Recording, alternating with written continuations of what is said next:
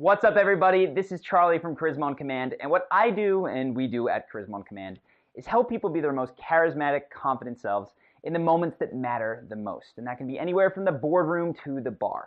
So what I want to cover today is something that I get asked about a lot, and it is group interactions. People seem to struggle much more with group interactions than they do with one-on-one. Now, the question that I get goes something like this. It's, okay, so when I'm one-on-one with people, I feel like I can really connect. I feel like if I get 5 minutes, 10 minutes into the conversation, there's a really good chance that that person is going to want to see me again. But add 3, 4, 5 people to the mix, and all of a sudden things change, right? Now I'm falling behind, I feel like I'm hesitating, I'm clamming up, I'm thinking of things that I should have said 3 minutes ago, and I just lose track of where everyone else is going. So how can I avoid that? How can I make it so that I can connect with people as well in a group setting as I can one-on-one? Because guess what? Lots of things occur in group settings, whether it's socially or at work. So that's what I want to touch on today. All right, I want to talk about how to get into conversation with groups, right? So you're not that lone person standing there waiting to be accepted. How to bring other people into the groups that you're in so that they're not in that situation as well. So we're going to talk about introductions. I also want to talk about, really important, how to hold the attention of a group. This is something that people struggle with so much. One-on-one, there's that verbal ping pong. You go back and forth, question, answer. In a group, it's so much more dynamic, and people tend to struggle with that. So I want to help you to hold the attention of a group so you don't feel like you're a wallflower. We're also going to touch on nonverbal cues, all this other stuff, but basically the entire point of this is to add another layer to your conversational skills so that if you feel comfortable one-on-one, now you can take that into a group setting. Now, what this course is not, very specifically, this is not a general conversational primer. It's not what topics to talk about. It's not how to not run out of things to say. That is stuff I have covered elsewhere in courses called Expert Conversation, Conversational Mastery. I switch the names up all the time depending on how I'm feeling, but I've touched on that stuff. So if you are interested in that, you're going, oh no, like I need to do the one-on-one as well. Check out that module first, right? That's going to be much more helpful. But if you either have seen that before and feel comfortable there, or you're like, you know what, I'm set. What I need is for someone else to help me get that group feeling the same as I feel one-on-one, you're in the right spot. So let's get started. So the first thing that I like to do with groups is actually not the thing that comes first. It's not the introduction. It's the most important part, right? It's actually getting in there, because what people struggle with in group conversations that is much easier one-on-one is finding their spot where they can enter into the conversation. What you might have found, and I certainly have found in my own life, is that when you're not feeling comfortable, it can feel like you're butting into conversation or like you're stepping on the end of other people's sentences. And so to avoid that, you just stay out. Or even worse, it's almost like you're playing a game of chicken with someone where you start talking and they start talking and it's like, oh, who goes next? Oh, okay. And then you can just feel like, you know what? I'm done with this. I'm going to shut up. So this is a concept that I call finding the scene. The goal in any conversation with groups is to, well, not the entire goal, obviously you want to listen as well, but when it comes to speaking, you need to find the scene. You need to find the appropriate place to get in. I'm going to talk a lot about how to do this, but the first thing that is going to help is just to see it in action. So I want to go first to a clip. So this will be really quick. All that you need to look out for is how, after the audience begins to laugh, about 6 seconds after I start the video, how Russell starts to say something, thinks better of it, and waits until the laughter dies down. So just pay attention. It's going to be really quick. You and Russell Brand, you are going to offend a large portion of society together, and it's not a good combo, and I can't bear to watch for my nerves. If you kind of watch much of Emily Blunt's stuff, then you should know that this is the real risk. I'll play it again real quick, close to that spot where he starts to think of it, which is right about here. You see him tilt his head up like he's going to speak, but he waits again until that audience laughter dies down and he can get in and be heard. Are going to offend a large portion of society together, and it's not a good combo, and I can't bear to watch for my nerves. If you kind of watch much of Emily Blunt's stuff, then you should know that this is the real risk. So Russell Brand, performer that he is, has this intuitive sense of when to tell his joke. He knows that if he jumps in right when the audience has had to hit a pitch of laughter, his joke is not going to get heard. So he wisely waits till it's on the downward way, and then jumps in with his own joke. Downward way, that's such a ridiculous. Decrescendo is probably the better word. In any event, what we need to do is we need to find the seams in group interactions and get in there. Now, we're not on live television, but there's a similar dynamic. So from a very scientific perspective, what is the seam? Well, the seam is typically in Western hemispheres. It's about a half second long when people have finished a thought. Now, they might not be completely done with their story, but there's almost a bit of an invitation to participate. It also tends to correspond with a change in intonation. So if I ask you a question, I go, wait, where are we going? There's that upward inflection at the end. You know that that's the end of my question. If I say, no, he told us we need to stay here. There's a downward intonation or a downward inflection at the end of that sentence. That indicates to people that I am finished with my thought. Now, that said, the point is not to start listening for inflections and intonations to go, okay, now is my time to jump in. The point is to realize that in one-on-one conversation, we feel this much better because it's just one other person and we go, okay, my turn. But with a lot of people, what's happening is people are jumping on the end, or honestly in the middle constantly, of one another's thoughts. They're not even necessarily finding the seam. When somebody starts to tell a story, somebody adds to it, and it becomes this mutually created thing. So people who are wallflowers, what they need to find how to do is not just to get in the seam, but to maintain attention once they do. This is so huge. This is the point that I need to touch on. This is what Russell Brand did. If you're going to jump in when there's raucous laughter around, you need to command attention like a boss. And it can be very hard because there's 3 people vying for it. So step 1 is don't come in on the most difficult times. If you try to speak while somebody's hitting the climax of their story, 1, it's rude of you, and 2, you're not going to be able to capture the group's attention. You need to pay attention for those times where there's that little decrescendo, right? The story has slowed a bit and you can chime in, right? Or maybe the story is ended. Maybe there's that short lull between thoughts and you can get in there. That is the time to get in. Secondly, you need to maintain attention. This is so huge. Now, to maintain attention, here's the biggest way. Volume, right? If you've ever been in a group with your friends and you're talking and then some just booming voice behind you comes up, it stops you. You start to look at that person. Another thing that's going to do that is conviction. I talk about this in some of the other modules, but conviction when speaking is huge. And what it sounds like is people who finish their thoughts. If I believe that what I have to say have value, I'm not going to let someone run me off my conversational track mid-sentence. If they start to speak, I'm likely to at least get to the end of my thought. So this is what a lot of people do. This is the wrong way, without conviction. Somebody comes in, say that I'm talking, and they start to interrupt. I say, yeah, so I was going to the mall the other day, and he just, no, go ahead. They trail off. They get cut off. Now, you can still be interrupted. I'm going to show you an example of this, but much stronger is, yeah, I was going to the mall the other day, and they jump in here, and I saw my dad, and I was so confused, like, why was he here? No, go ahead. Say what you were saying.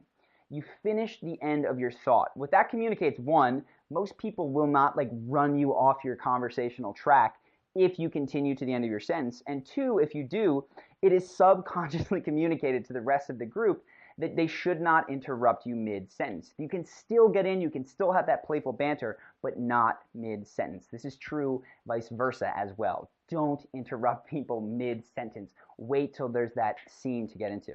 And of course, lastly, the biggest thing is gesticulations. One of the best ones that I've seen to get in is literally the hand raise. My friend does this all the time. There'll be people telling a story, and almost like a first grade, he'll be like, ooh, ooh, ooh. And everyone starts to look at him, and then he starts to speak and share what he wanted to say. It can sound crazy and juvenile, but just that indication, right? It can be the hand raise, it can be an eyebrow, it can be a nodding smile. Any sort of nonverbal thing that you can communicate to the speaker primarily, as well as the rest of the group, that you are going to start speaking, that is going to help you capture and maintain more attention when you talk so that you don't get run off your track. So, again, I think examples are the best way to do this, and I've got a good one and a bad one all in the same thing. I really love this clip, so that's what I want to show next.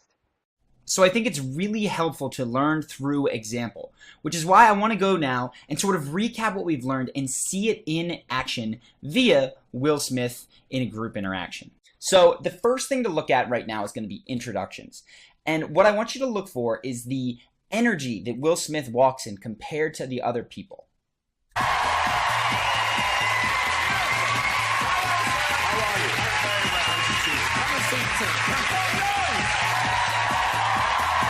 Fine, cordial, walks to the couch, nothing special. He always likes my fire, it's Gary Barlow!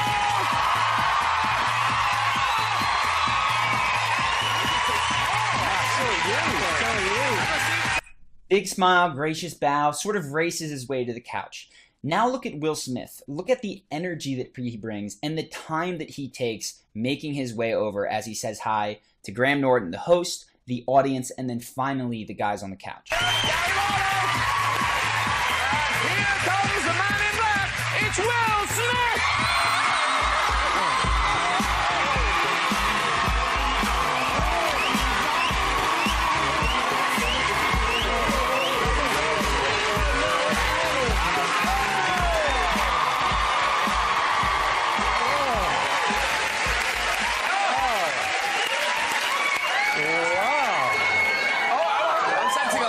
Excitement in the room. Yeah. All right, good. Okay. So Will Smith's walk-in, and finally I do want to point out that he does say hi finally to everybody on the couch, takes about twice as long as the other guys, if not more. Now, that can be off-putting to people if done wrong. If you're just an attention hog and you're talking the whole time and trying to slow down the pace of conversation and just dragging everything back to you, that can backfire. The reason that Will Smith is so likable is because he does it from a place of 1, positive energy, 2, humor, and 3, he supports other people when they crack jokes or when they speak. And that's what I want to highlight for the rest of this video. Okay, we're here for a while. We're now, am I right in thinking you all know each other? Yes. Yes. You guys was at the Millennium concert. Yeah. The last time we were together was at the Millennium. But we worked together classically on The Fresh Prince of Bel-Air. And Mr. Barlow, you know as well, don't you? Yes, well, we had a... I don't know We if were drinking and things happened and we simply never talked about it. So importantly, he's the first person to crack a joke. But potentially more importantly, he's also the first person to laugh huge, which is what you'll see. This is what I mean by being supportive of other people. Almost that story. I wasn't going to mention that one. I was going to mention something else. So people feel good around him because they crack small jokes, and he's just such a positive person that without faking it, he's able to comfortably laugh heartily. That makes people feel really, really good. And again, I want to highlight that support just going forward into the conversation. Tom Jones is now going to talk about why he loves music, and you'll hear Will Smith in the background saying absolutely yes and nodding his head along. What keeps you going? Well, the love of it, I just love singing. And I'm getting paid for it, which... That helps. There's nothing better than that when you do something you love. If you hear Will Smith, he said absolutely there. You'll hear him again and see him when they cut to the wide shot of just nodding and encouraging Tom as he talks about this. Yeah. And then you can... It's like a hobby. You turn a hobby into a profession, and it's... Yeah. So it's not like work at all. I was asked the other day, they said... So there you go. And Will Smith does this throughout the conversation. I just wanted to pull this out to show you that though he dominates by far, if you go through this, he probably speaks 50% or more of the time. He's constantly cracking jokes, even cutting people off. There's never any resentment because he is so supportive when other people are speaking. Now, I want to show you what that enables him to do as he goes further into the conversation. Let's see if we can get this here. So they start talking about Independence Day. People have really only been answering in 2-3 sentence blurbs up to this point. This is the first time somebody's going to take a long or a longer story, and of course it's Will Smith. But you'll notice that people are completely focused on him because he hasn't been dominating the attention in sort of a tyrannical way. He's been doing it by spreading the love, making other people feel funny and heard before he goes ahead and really does wind up dominating most of the conversational time. They took it all to a different level. Yes. That must have been amazing for you, for your family, your parents. Yes, to see, that was the first movie. Independence Day came out and broke all of these box office records, and it was huge. So if you look, people are paying very close attention to him as he speaks, and it's because he's been supportive. Now, He's about to tell a story, and this is a huge, very important thing. When a lot of people go to tell stories in group conversations, they try to rush them in there. And because people aren't paying extremely close attention, they rush through to their climax and then look around, and it didn't hit like they wanted to. Notably, Will Smith first captures the attention of his audience by being supportive, funny, and positive. And now when he's telling a story, he can do it much more slowly to make it really impactful and all the more. And I remember that Monday morning, I was in Los Angeles and my family was in Philadelphia. So, you know, it was 6 a.m. in Philadelphia and 3 a.m. in Los Angeles. And my father calls me, you know, hey, hello. And he said, man, you see these numbers? I said, yeah, it's 3 o'clock in the morning. I didn't say anything. He said, man, remember when I told you there's no such thing as luck? I was like, yeah, Dad. Remember when I told you there's no such thing as luck? It's only what you make. Dad, yes, I remember. Remember when I told you you put your mind to it? It ain't no luck. It's what you create. I said, yeah, Dad, I remember. He said, man, that's bullshit. You the luckiest motherfucker. So hopefully you caught there that he slows down on that beat 3 times as he's telling the story, right? He doesn't rush through it. If he did, it would not be as impactful. What I want you to pay attention to, I'm going to go through this one more time, is how he splits his attention between the people he's telling the story to. And notably, since Graham asked him the question, a lot of his eye contact and attention is focused on Graham. He also speaks to the audience, but then at the end includes the guys on the couch with him, so nobody feels left out. In Los Angeles, and my father calls me, you know, hey, hello, and he said, man, you see these numbers? So this is Graham, clearly. I said, yeah, it's 3 o'clock in the morning. I didn't say anything. He said, man, remember when I told you there's no such thing as luck? Now he's looking at the audience. I was like, yeah, Dad. Remember when I told you there's no such thing as luck? It's only what you make. Dad, yes, I remember. Remember when I told you you put your mind to it? It ain't no luck. It's what you create. I said, yeah, Dad, I remember. He said, man, that's bullshit. You the luckiest motherfucker. So, importantly here, and again, you can see people are cracking up. He does split his attention between the different people, right? He's got the guys on the one side, he's got the host Graham, and he's got the audience. But he doesn't do it rapid fire. I see so many people telling stories in group bouncing super quickly between the people that are listening. And what happens is when you can't look at someone for long enough to basically communicate, I'm telling a story to you, right? Pay attention. Their mind wanders. You've got to spend at least a couple of seconds looking at the person for them to be included. And this is true whether you're speaking to an audience and you're looking at different individuals in a giant auditorium, or if it's just 3 people around you. You bounce between them, but for long enough for that person to start to give you feedback, to laugh, to nod, so that you have formed a personal connection with them. So one of the things that I love about that clip is it's not only is Will Smith really fun to listen to, but he's also such an active and supportive listener. And I know I started with, okay, how do you get into conversation? But obviously it's a conversation, right? Even in a group interaction, a really important part is listening, because as you add more people, you're probably going to spend more time listening. The thing is, it's done differently when it's done well than it is in a one-on-one interaction. Because the truth is, in a group setting, people's attention is divided, right? If you're talking to me one-on-one, basically you've got 100% of my attention. I'm looking at you when you're speaking and when I'm speaking. But in a group setting, if I'm telling a story, I've got to tell to this side of the audience, you, whether it's 1, 2, 3, 5, 7, no matter how many people. Even in an auditorium, it's the same thing. My attention is divided, whether I'm speaking or whether I'm listening.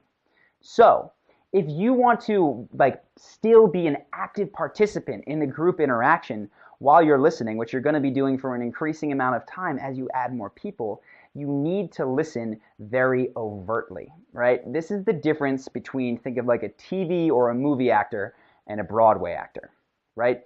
In TV and on movies, they've got a camera, they can do the close-up. Actors have the luxury of doing these very subtle things with their face that is going to get captured, right? Because everyone can see it. They've got they're zoomed in right on them. On Broadway, if you're acting and you try to do subtle things, people in the back of the house are not going to see it. They're not going to pick it up. So everything is much bigger, right? The expressions are bigger. The noises are louder. Everything that you do becomes bigger. And this needs to be true of how you listen in a group interaction. So, quick story. I've got basically I'm thinking of two friends, but there's two types of people that do this. And you probably know some yourself, and maybe you can even say which one you are. I've got one buddy who, when he listens, he's very focused on you. His eye contact is solid, but there's not much going on in his face, right? There's not a lot of indication that the parts that he likes or doesn't like. He sort of just slowly nods and absorbs everything. It can even leave you at times thinking, being like, wait, is he getting this? But you do realize it because he's responding to you in a one-on-one conversation that yes, he is listening, you have his attention, and you're interacting. I have another buddy who is the most easy guy to laugh I've ever met. I mean, you tell a joke and he could be 2 rooms away, and if he hears it, he's going to burst into laughter. It's an awesome trait generally. But which one of these people do you think fares better in group conversation? Now, based on what we just said, it should be obvious. It's the person who is listening in a much more dynamic, expressive, and active way.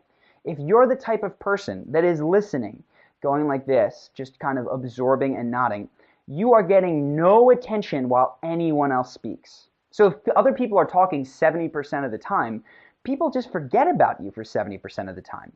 Now, if you're Will Smith and you are going, right, and you're laughing so big every time somebody tells a joke, or you're like my other buddy, people are still aware that you're there. They're not going to forget about you. In fact, you'll start to notice, they start to look at you when they tell stories because you're a supportive listener.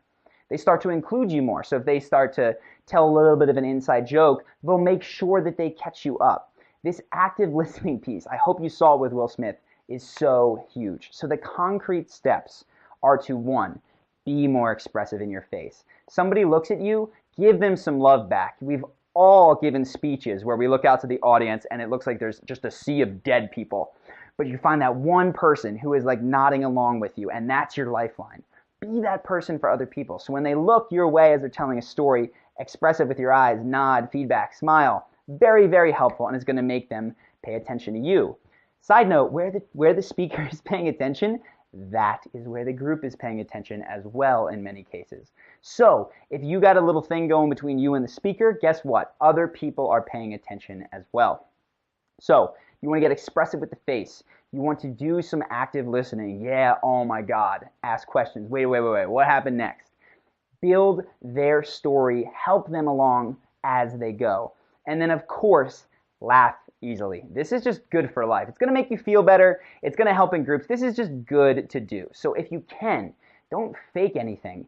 But don't think that it's cool to be a tough laugh, right? I know that I dealt with this for a long time. I used to think, you know what? I have a sophisticated sense of humor. I don't laugh at the stupidest things. And I realized that is ridiculous. I was holding myself back when I could have just been enjoying myself more. So if you're in that boat, allow yourself to laugh more. And you'll see that even in group interactions, when you're not necessarily telling a story or speaking or dominating the spotlight, you're still included in an integral way. And that's really, really cool. I want to move now to storytelling tips in groups. Now, let me just make clear, this is not the storytelling module. There's another hour on how to tell stories. This is the differences between one-on-one and group stories. If you want that other stuff, check out Charisma University. That is the place for it. So, in a group setting, I was actually lucky enough not very long ago to have the perfect time to test this. I was thinking a lot about this module, what I was going to talk about, and I was invited out to like a 13-person dinner. And not just that, it was one of those at those big circular tables where they have like the spinning Jenny, you put your food down, it spins around. I think that's what they're called. A Lazy Susan maybe, spinning Jenny, I don't know. In any event, it was at this Asian restaurant. I was like, this is perfect. I'm going to get to just be the scientist, sit back and watch how people start to captivate the attention of groups like this. Because we were all friends, but I knew that some people were going to start to get more attention than others. Chief among them is my roommate, co-founder, Ben. So I was paying attention to how he captured attention in the group. And I saw something that went actually very against what I expected.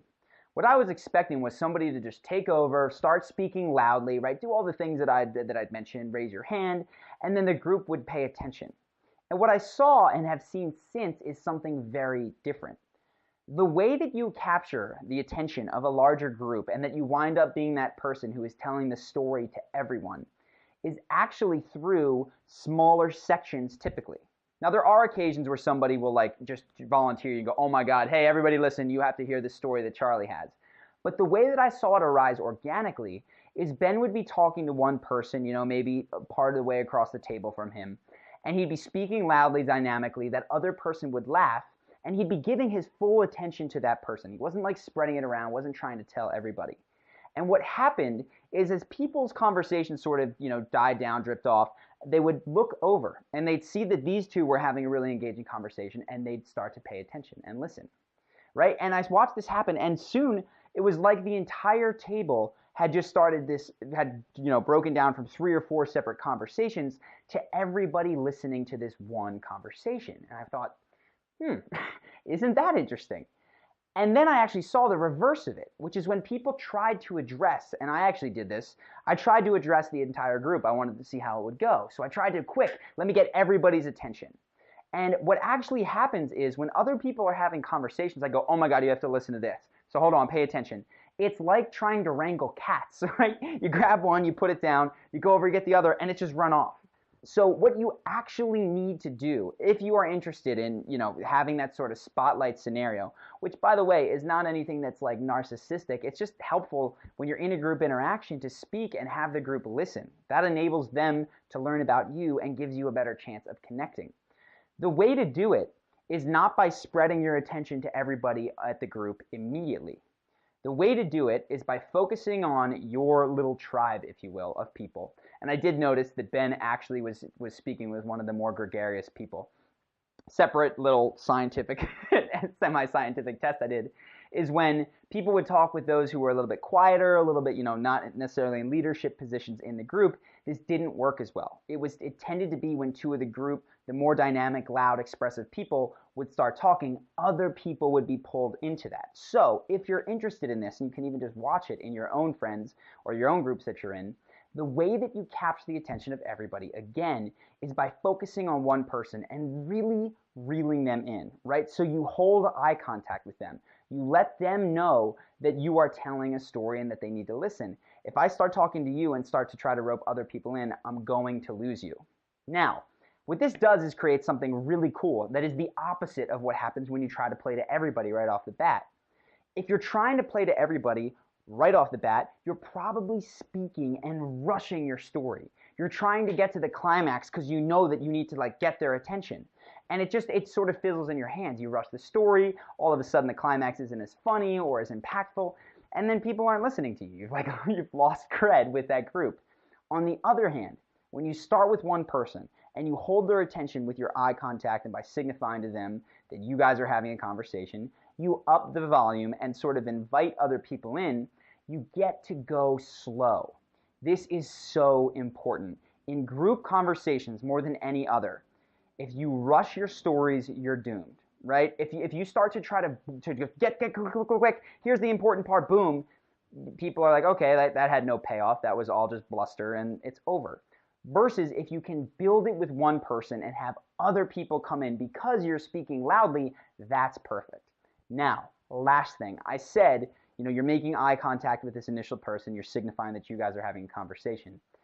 As it becomes clear that more and more people have opted in to listening, not that you're going out and sort of soliciting them from their conversations, but they're paying attention, then you can start to spread the eye contact around. But only when they've done it of their own volition because they've heard you guys laughing or being loud. So those are some group storytelling tips. I've seen these played out over and over and over again, and I constantly have to check myself because the one that I am guilty of is trying to rush my stories when there's groups around.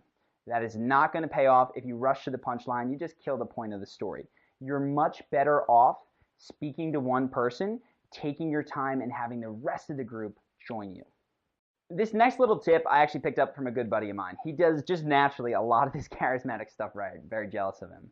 But I saw this and I felt it had an immediate effect on me, and I've seen it since, and I wanted to share it with you. So here's what it is. A lot of people, once they start to do that, say that you're telling a story and the whole group starts to join in, they get overwhelmed by the feedback because now there's people asking questions, blah, blah, blah. They get derailed, and then the story sort of spins out of control and other people start talking, and it never really hits the stride that it could. What you need to do when you are speaking and getting feedback is be a bit non-reactive with that feedback. Now, what I mean that I saw my buddy do is I was listening to him tell a story in a group, and we're good friends, so we cut each other off. we constantly are like stepping on the end, like finishing each other's sentences, and I started to do that in a group setting. And instead of immediately just allowing me to do that, which we might do one-on-one, he just sort of nodded, smirked, and continued talking. This is the best way to handle it. And I was like, oh, like he's telling a story. I should listen and not interrupt. And what that did was, because I got that look and the nod and the smirk, I said, oh my God, are you going to get to this part? You need to tell him this. He's like, did that to me. I still didn't feel like I was completely put off. He wasn't rude to me or anything. I had that acknowledgement, but I didn't derail his story. And again, I played with this. I've seen it in other groups. When you are telling stories and you're going to get bombarded by questions, looks, you cannot possibly respond to every single one. This is a newbie mistake. They start to gather all this attention from doing the things that we're talking about and then are just torn apart in different directions. What you need to do is keep on the track of what you were saying, acknowledge other people with a look, a smirk, a thumbs up, and continue going. Now, if what they said is helpful or they come in over the top loud and you can't sort of deal with it, you got to roll with the interruption. And you've seen Will Smith do this when he's interrupted by Jaden, right? Jaden comes in talking about his quarter pants and he goes with that joke. Typically speaking, though, when you're talking, other people are going to be murmuring, and honestly, if you look at the most charismatic people, they don't directly with their words address what they're saying more than 60-70% of the time. It's really most often that they continue on their story and maybe give them a smirk or nod or something like that. So just one more tip for when you do start to capture the attention of the group, that you don't squander it. So now, I promised we'd get here eventually to the introductions part. Now, the difference with groups is, and I don't know why people do this, but when most people are introduced to a group, they have this weird little thing they do where they walk up and they sort of like say hi, wave, because they're, I guess, nervous about saying hi to everybody, or I really don't know. But this is so wrong. And if you remember from the last thing that we talked about, you can't just address a group. A group is not a cohesive unit. You need to address individuals. Now, if you ever look at a dog in a dog park, right, the dog doesn't walk up to one other dog and sniff his butt. He walks up to every single dog and sniffs his butt. And I hope you remember this, because people are the same way. If you want to be accepted into a group, say that you're at a networking event, and you walk up, you don't sniff their butts, but what you do is you walk up and you shake every single person's hand, even if there's 5 of them, right? Now, the one exception for this that I've seen if you're like networking is when there's somebody speaking and a bunch of people carefully listening. There's a clear power difference. There's a person who works at the company and then the 4 or 5 students there who are listening. But in any sort of thing where it's, people are mingling, you need to introduce yourself to everyone. So, a very simple thing, and I've said this a bazillion times. People always ask, well, what do I say? I'm at this event, I'm at work, I'm in a bar. My favorite thing to do whenever I'm introducing myself to an individual or to a group, the easiest thing, this works on college campuses, it works within your company, it works at networking events, it works in bars, it works everywhere, is to walk up to whoever you'd like to speak to and say, hey, I don't think I've met you yet. I'm Charlie. And you just say your name instead of Charlie. It's really, really simple, but it's a friendly social thing to do, and it immediately gets you into the group. So if you see a couple people coming, standing and you're at a networking event, the thing that I like to do is, if you can, make eye contact with one of them, right? And you want to address that person first. So as you're coming into a group, you make eye contact, you walk up, say, hey, what's up? I don't think I've met you guys yet. I'm Charlie. Charlie, Ashley. What's up, Ashley? Dave, Charlie. You shake everyone's hand, and now you are part of the group. Again, just a super simple thing to think of, but a lot of people forget this. You do not address the group as this singular unit. You need to address individuals, whether you're speaking to them or introducing yourself. That is how you become part of them. One little wrinkle that I want to add here, and that I've seen happen, and it sort of throws people for a loop, is they're talking to one person one-on-one, and they're feeling comfortable. But then what happens is a friend or a colleague or somebody comes in and says hi to that friend. There's hugs, there's handshakes, oh my God, I haven't seen you, how are you doing? And all of a sudden they find themselves on the outskirts of a group conversation. What do you do in that circumstance? It's actually not that complicated. First thing that I like to do is, if they haven't completely shut me off with their body language, right? They don't have their back to me. The easiest thing is to just stick with what I said. You look at that person who just came in, because they've sort of got eyes on you, go, give them 5 seconds to give the hugs and all that stuff, and you go, hey, what's up? I don't think I've met you yet. I'm Charlie. Really easy. Now, if they have boxed you out, and now they're like one-on-one and your friend is not facing you and they're looking straight at your friend, what you need to do is you basically need to get the friend to bring you into the group. Very simple as well. Hand on the shoulder, touch the arm, whatever, and go, hey, I actually don't think that I've met your friend yet. Do you mind introducing me? Very, very simple, but effective, right? You don't want to find yourself in that situation where you feel cut out of a group and now you're like, oh God, I've got no one to talk to. That little fix will get you back into any conversation where there's been an interruption. And I will say, just to highlight, it's very, very important. I talked about introducing yourself when you approach a group. Whenever someone else comes in, you want to go out of your way to make sure that you get that handshake, you have that introduction. Because if the group ever gets to a point where somebody else who, say, is in more of a leadership position, or a lot of people come in and you've not introduced yourself to them, you've effectively cut yourself out of that newly formed group. So make sure whenever someone comes in, handshake, whatever, now they have accepted you, you are part of the group. The dog sniffing butt thing, but it's very, very important. We've touched on a couple of different variations of how group introductions can go, but let's switch positions now, right? Now you're not the outsider and there's 4 friends who you don't know. Let's say that you're the guy who's getting in, your friend grabs you on the shoulder, goes, hey, what's up, man? And you were in a conversation that you're being pulled away from.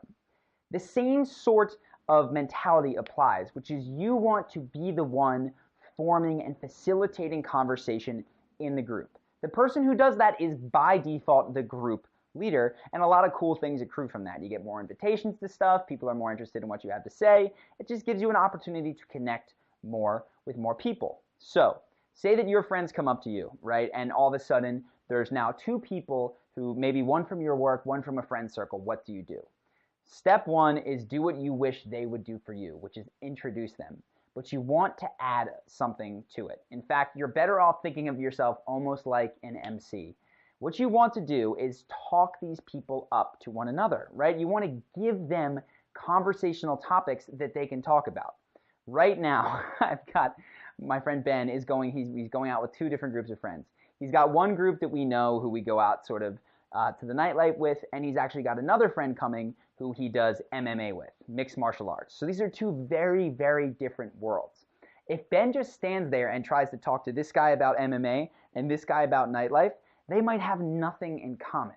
And what I know that Ben is going to do, though, is to facilitate interaction between them. Tell him what the cool things going on in his life are. So he's going to say, oh my God, this guy's so awesome. He's the best coach ever. He's been helping me with, this, that, and another thing in terms of my fighting. We've got this fight coming up. I actually think it's at this casino that you work at, right? So he's building commonalities between these 2 people who on the surface might not have it and might feel awkward speaking to one another. That's your job. Even when people aren't from different worlds, what you want to be thinking is, okay, either from a personality standpoint or even a professional one, how can these people enjoy the interaction with one another? Can they help one another? Are they complementary? Is this guy hilarious and I need to let him know so they can banter? Is he a genius and is really into talking about, whatever, sci-fi novels, and this guy has the same sort of interest? You want to be thinking of yourself like an MC when other people come in. Because if you're brokering introductions to other people, cool stuff happens. Not only do you have, that interaction will go better, but people start to do the same thing for you. So think, when your buddy comes in, what's fascinating about him, right? What is he best at? What is he great at? Is he super smart? Is he really talented at something else? Is he your best, most loyal friend? What is it? And you want to start to really hype people up to one another, hopefully in a way that is drawing on truth, so that their conversation can take off and do much better. I want to touch now on clickiness. We've all had this experience, right? Where you're with a group of people who have known each other for so long, or have a ton of shared history, and all of a sudden it turns into like a love fest between them where they're telling old stories and just basically interacting with one another while you watch from the outside, even though you're technically all part of the same group. Now, the reason that I wanted to include this is because a good buddy of mine had this experience, right? He was with another friend of ours, and that friend's college buddies were in town. So it was 4 guys from the same university and my other friend who did not go there. And he said what happened is it quickly turned into, a love fest from that college, right? I'm just going to call it Harvard, right? So then all these guys get together and they're just talking about old Harvard stories and how things used to be, and do you remember that girl? And my friend is sitting there thinking, I don't know how it used to be. I don't know that girl. What the hell are we talking about? How am I going to deal with this all weekend long? So my advice to him and to you, if you ever find yourself in this situation, is actually twofold. First off, you've got to come in bigger, right? People, I saw this. I had another friend who was just a loud, big presence. He gesticulated big. He talked loudly. When he said hi, he grabbed your hand and smiled big. If he was ever in a group of people who had shared history, they made sure to include him in everything.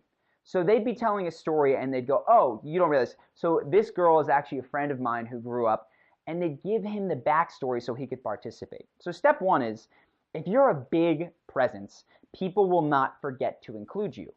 Unfortunately, what they do forget to include are people who sort of shrink. They are smaller presences. So step one, loud, gesticulation, smile, and positive energy. That way people won't leave you out.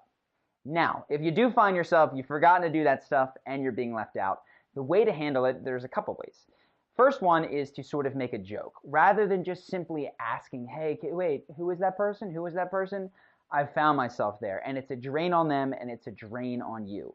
So what you can do is sort of in a joking way, say these guys are talking about Harvard.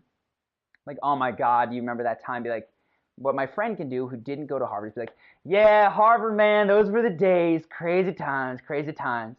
And in a joking way, he calls to light the fact that he has no idea what they're talking about. And so what typically happens in that situation is people laugh, and then they catch him up on the backstory and try not to be so cliquey. The other thing you can do that's more proactive is to find ways to relate. Now, you can do this in any situation, one-on-one, group conversation, whatever. You can relate to someone in Swahili, assuming that you speak the same language, who is, I guess, from wherever they are from, Swaziland, I'm not really sure.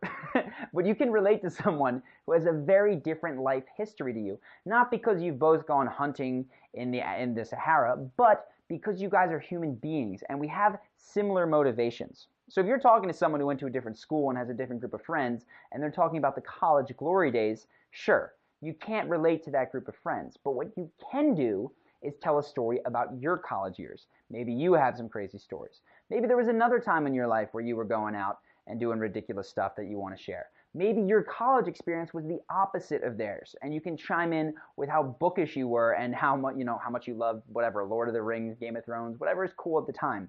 But you can take something, some element of that story, and relate to it in your own. That way, you don't need that shared history to participate in the group. And when you can do that and you're chiming in, people will start to pick topics that are not so exclusive. They'll start to talk about things that include everyone in the group, assuming that you assert yourself as part of the group. And that's really what the point of this is. If you ever find yourself on the outside of the group and they're not purposely being mean, or you're not just like the mean girls in high school who are purposely excluding you, the reason is that you have not asserted yourself as part of that group, either with the introduction handshakes, the positive energy, the loudness, the basically saying, hey, include me in this, guys. That is really important. So when you find yourself on the outside, make sure that you take it upon yourself to get back in by relating to something that they're saying, and you'll find that more often than not, for the rest of the time, you're included. And the person to focus on here is going to be primarily Will Smith. Now, I will say, I'm going to have to play this clip a number of times because in group dynamics, so much is occurring at the same time, and it occurs very, very quickly, so it can be hard to perceive what's happening. But honestly, this still that I'm going to start it with is a great example, because the first thing to notice is that throughout this entire breakdown, you'll see that Will Smith is the most enthusiastic supporter and the biggest laugher at just about any joke that anyone makes. He's not faking it. He is genuinely just really, he finds everything they say humorous. So what this does in a group context is it makes him a force. It makes him someone that you notice even when he is not speaking. So I'm just going to show you that pretty quickly to start. But because, the success has been phenomenal for you. And I read something about that you Google yourself to keep yourself humble. You know, I'm going to stop doing that. I'm fine with the humility. You know, you don't got to keep me up. But yeah, no, that is... So there you go. There's a quick example. You'll see more of it. Coming up next, Jaden and Will, and I think maybe even Heather Graham, are all going to try to sort of speak at the same time. And this is common. Somebody starts telling a story. People are like, oh my God, that reminds me of, or yeah. The difference in how they do it is that Will Smith finishes his sentence even though he is not ultimately being the one who continues to tell a story or share his point of view. Jaden, like, raises his hands in the air, tries to say what he's going to say, but does it quietly enough and with not enough conviction that he pauses halfway through his sentence and just sits there defeated. So watch this. Something. You guys... That'll get you really humble. How does that keep you humble? No, well, because people sort of often ask, you know, like, how... I'm going to play that again, all right? If you watched Will that time, watch Jaden. If you watch Jaden, watch Will this time. Things with Will is going to finish his sentence and then allow Bradley to continue to speak. Jaden says a phrase and then gets cut off, holds his hands in the air, and just, like, flops him down. With the humility. You know, you don't got to keep me up. But yeah, no, that is something. You guys... That'll get you really humble. How does that keep you humble? No, well, because people sort of often ask, you know... There you go, right? So that is one big thing. Will says that'll get you really humble really quickly, and it's clear that Bradley still has more to say, so he allows him to continue.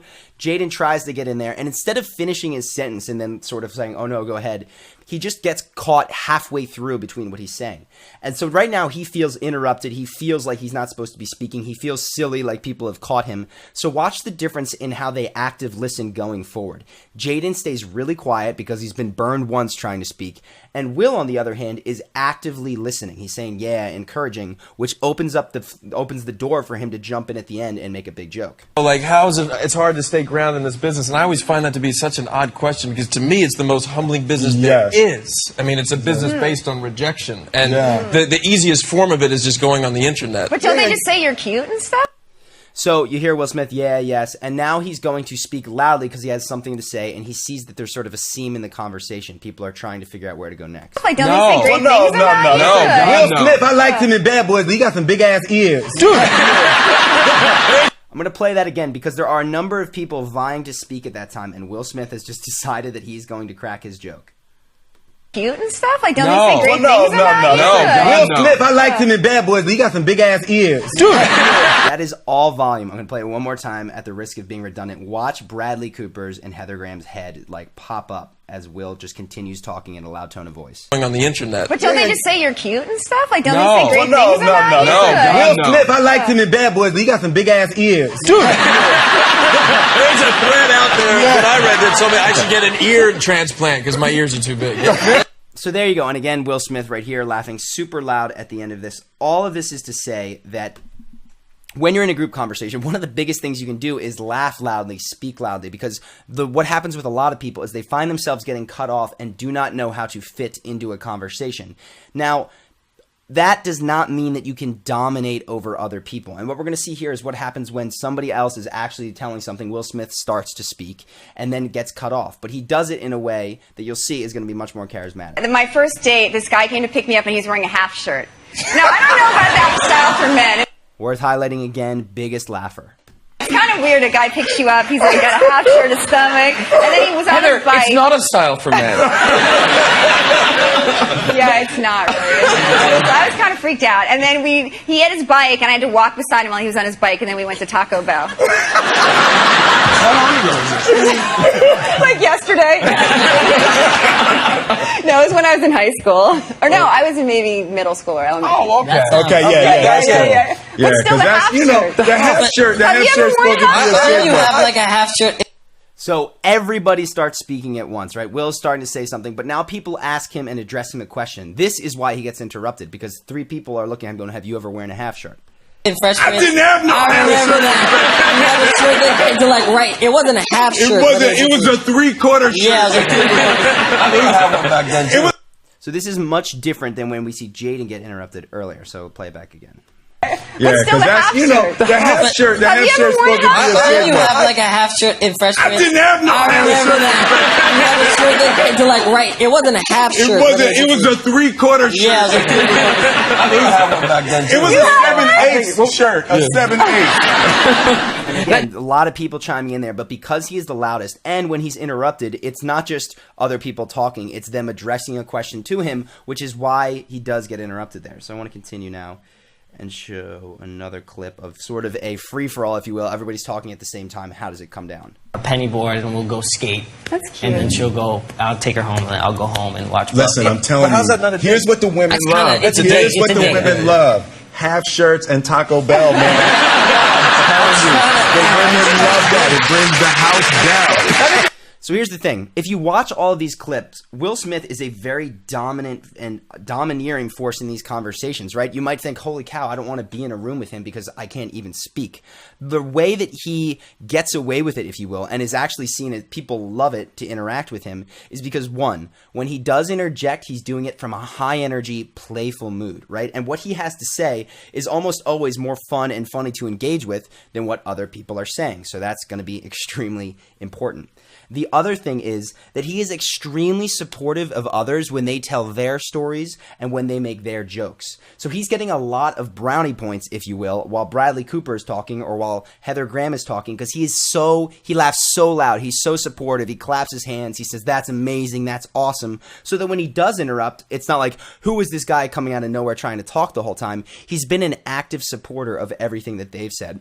So I'll play this part one last time, which is just Jaden faces Bradley Cooper and he starts asking him a question, but Will just sticks to what he's saying, says it twice so he gets the attention, and then continues loudly to make his joke. I'll say, hey, I'll talk to a girl like, hey, let's hang out. I'll go buy her a penny board and we'll go skate. That's cute. And then she'll go, I'll take her home and then I'll go home and watch. Listen, I'm telling But how's you. that not a date? Here's what the women That's love. kinda- it's a Here's date. what It's the a date. women love. Half shirts and Taco Bell, man. I'm telling you. The women love that. It brings the house down. It is amazing. So I want to touch now on some frequently asked questions. By the way, if you have any questions that I did not get to in the course, write them in the comments. I'll either respond via text or periodically I'll update the course with videos like this. So the question goes like this.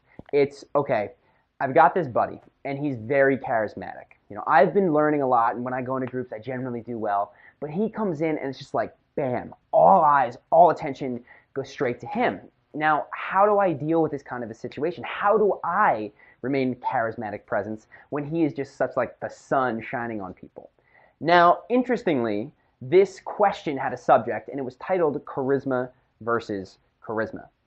Now, if you're thinking it like that, of course it becomes okay, there can only be one winner, right? Either he's charismatic or I'm charismatic, and we have a winner and a loser. In fact, it's actually awesome when other people come into the group and they're extremely charismatic. One, people like this that I learned from, right? It's going out and watching these friends who just could captivate people, seeing how they told stories, how they spoke, how they used their bodies and their voice and their eyes and everything else. That's how I learned. So one thing you can do is, one, just step back and observe. What are they doing? You might get insights that I haven't even touched on. But how do you remain charismatic? Say you don't want to go into passive listener observation mode. What do? You work with them, right? This is where the active listening section comes in so important. You got to be supportive of their jokes. If they're cracking jokes, you want to be the loud laugher. You want to be the person that yes ands, that piles on top of the jokes that they're making. When they're telling a story, give them your attention and your eye contact. So what happens is, say that it's that person and a group, what they're going to naturally do, as most people do, is gravitate towards the most active listener. You're going to start to get more of their attention. What happens here? It becomes almost like a dialogue between two people, and then the rest of the people honestly feel more like an audience. Yes, they interject, yes, they talk, but you are establishing yourself as a conversational leader just by being the preferred listener of the person who is speaking. So, very simply, you want to work with them. If they take conversation in a joking direction, don't try to like assert your charismatic dominance by taking it more serious. Build off of what they're doing, right? So they're cracking jokes, yes, end them. They're doing serious stories, Let them tell with active listening, and then at the end you can pile on, oh my God, I gotta tell you guys, that reminds me of, boom. So take what they do, build it, and that way you share the charismatic spotlight.